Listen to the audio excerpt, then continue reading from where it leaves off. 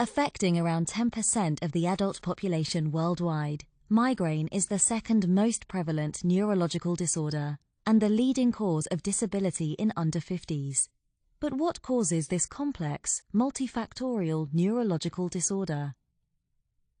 The exact mechanisms underlying the onset of a migraine attack remain unclear, but research continues to unravel the structures and pathways involved, including complex bidirectional crosstalk between cranial blood vessels and their trigeminal nerve endings.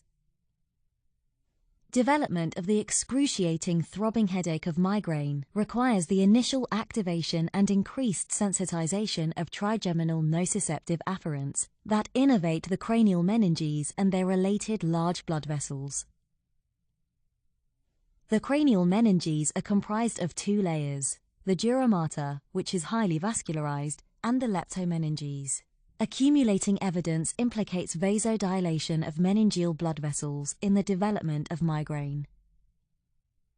Researchers in Denmark have shown that sildenafil can provoke migraine symptoms, as can CGRP. In healthy volunteers, sildenafil administration was associated with a significant increase in diameter of extracranial and intradural middle meningeal arteries versus saline administration.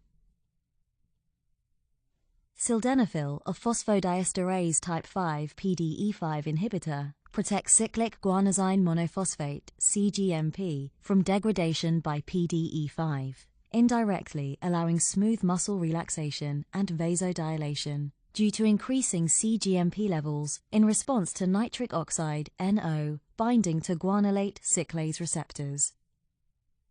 Similar results were seen following administration of CGRP, a neuropeptide with roles in vasodilation, neurogenic inflammation, and peripheral sensitization.